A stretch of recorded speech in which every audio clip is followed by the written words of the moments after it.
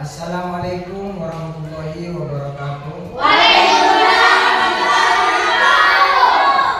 Sebelum pelajaran dimulai pada kesempatan kali ini, alangkah baiknya kita membuka dengan pembacaan basmalah bersama-sama.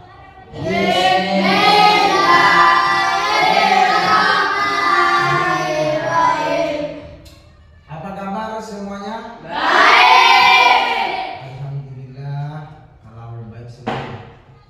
Selanjutnya saya akan absen satu persatu. Ketika saya memanggil namanya, ajukan tangan. Dayat, Hadir. Rian, Hadir. Rian, Imam, Hadir. Kiki, Hadir. Roy, Hadir. Alif, Hadir. Fatmi, Hadir. Sofyan. Hadir.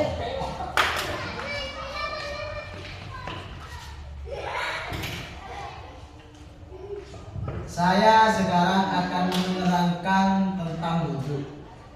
Tujuan kita mengambil wudhu tidak lain hanyalah agar sholat kita diterima. Dan wudhu di sini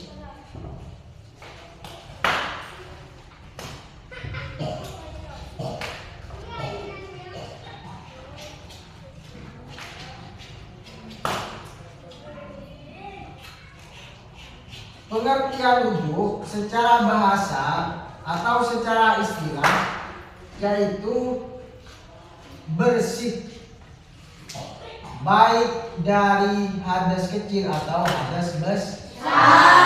Itu secara bahasa. Kalau secara syarak atau istilah, secara syarak membasuh anggota tubuh tertentu dengan air yang suci dan menyuci. Itu kalau secara istilah. Terus sekarang saya akan menerangkan tentang syarat sahnya wudhu. Kalau mau sah itu ada beberapa cara. Ada di sini ada 5 cara. Yang pertama syarat sah wudhu yaitu menggunakan air suci dan menyuci. Jadi kalau air yang kena najis atau air yang berubah salah satu, baik itu warnanya, baunya atau rasanya, maka tidak sah wudhunya. Wudhunya ini tidak sah karena air tersebut bukan air suci dan menyuci. Yang kedua di sini air dapat langsung menyentuh kulit. Dalam artian apa? Harus menyentuh kulit. Semisal contoh ini yang tidak menyentuh kulit, ada pembalut luka itu tidak langsung menyentuh kulit. Makanya bisa jadi wudhunya ini tidak sah jikalau air tidak langsung menyentuh kulit.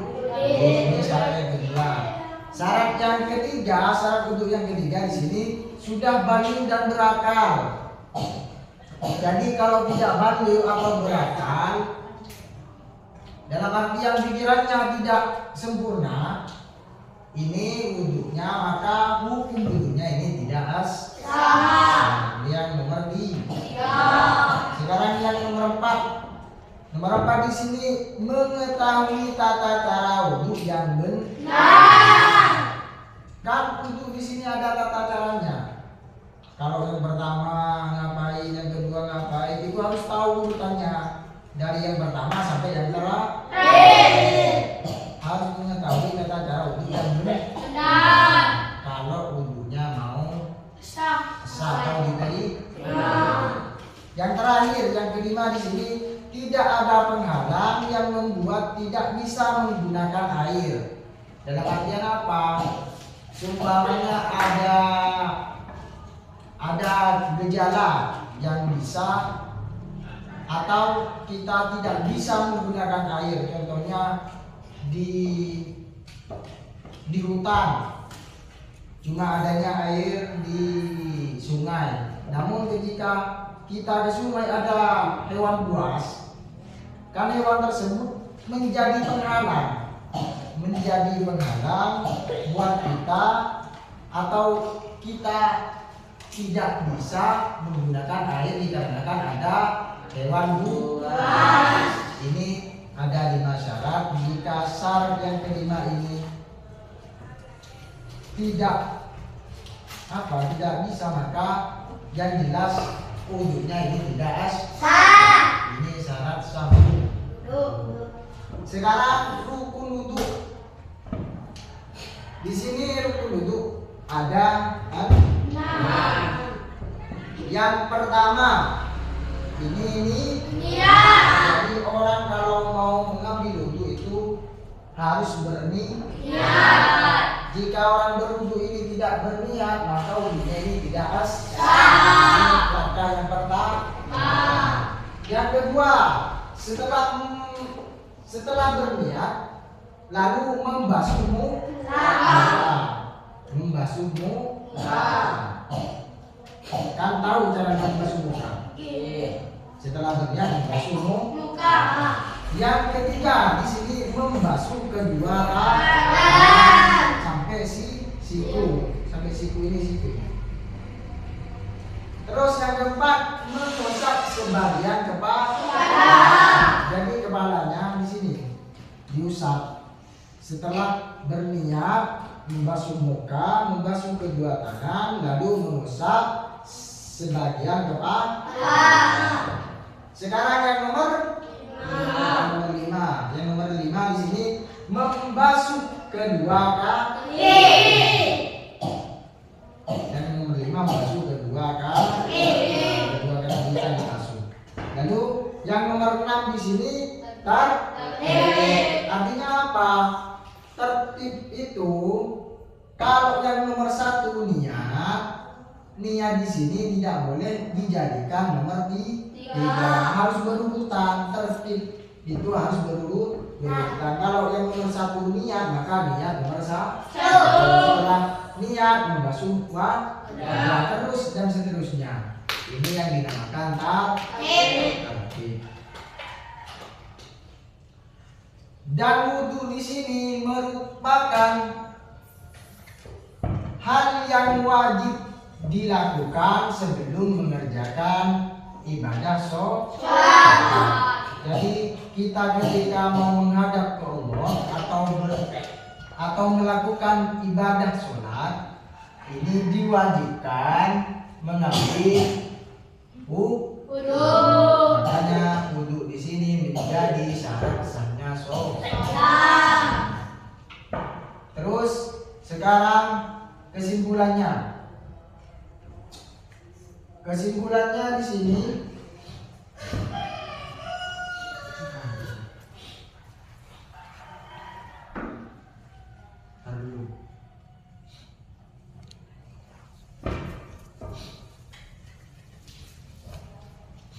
yang tadi kesimpulannya, wudhu adalah cara menyucikan diri baik dari hadas kecil ataupun hadas besar, dan menyucikan diri dan berniat karena Allah. Jadi kalau orang berwudhu itu harus berniat karena Allah dan berniat menyucikan diri baik dari hadas kecil atau hadas besar. Hukumnya wajib sebelum salat ataupun sebelum membaca Al-Quran, wajib hukumnya berwudhu dan seterusnya. Syaratnya sudah saya sebutkan tadi, bahwasanya coba baca bersama-sama. Syarat sah wudhu yang pertama, menggunakan air suci dan mensucikan. Yang kedua, air dapat langsung menyentuh kulit. Yang ketiga, sudah mengalirkan ke atas. Yang keempat, mengetahui tata cara wudhu yang benar. Yang kelima, tidak ada penghalang yang membuat tidak bisa menggunakan air. Itu syarat sah wudhu.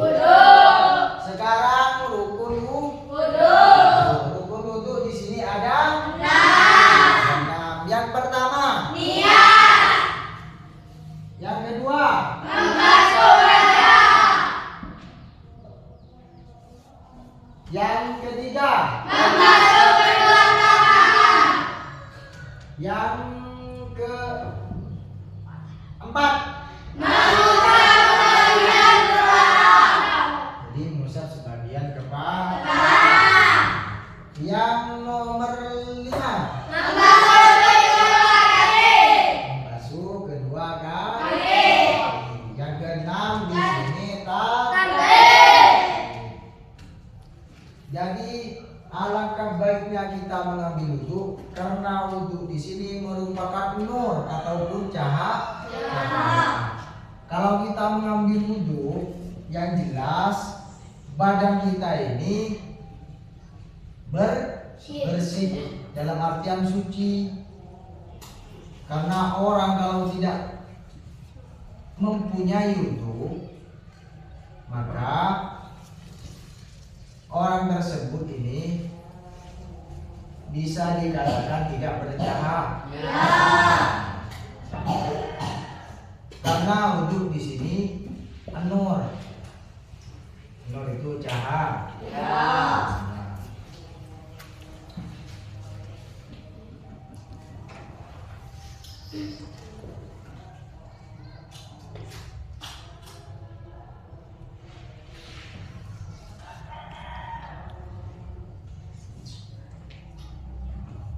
Di sini ada beberapa hal-hal yang membatalkan wudhu.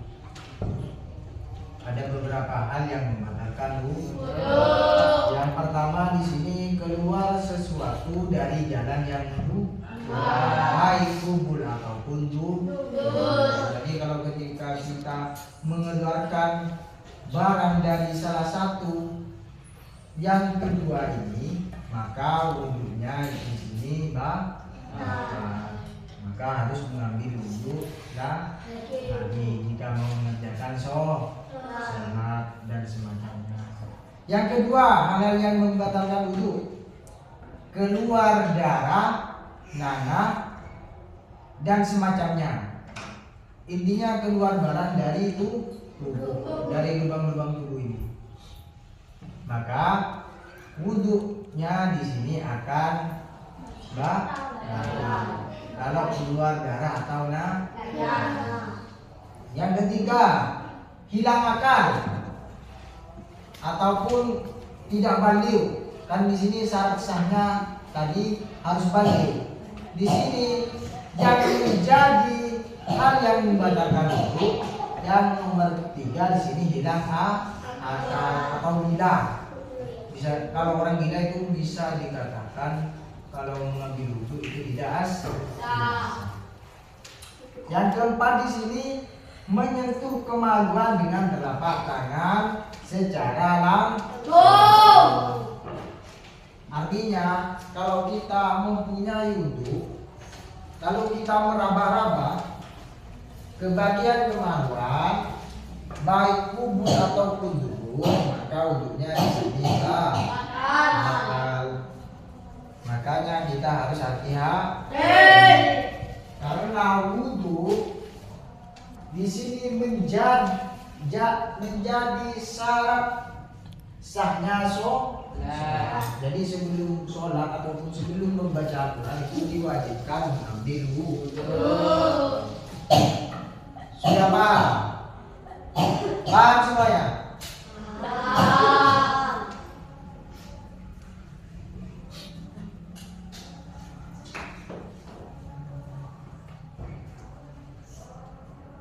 Coba saya akan tanya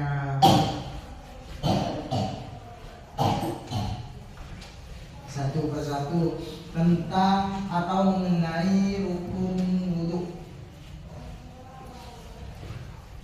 Saya langsung dulu.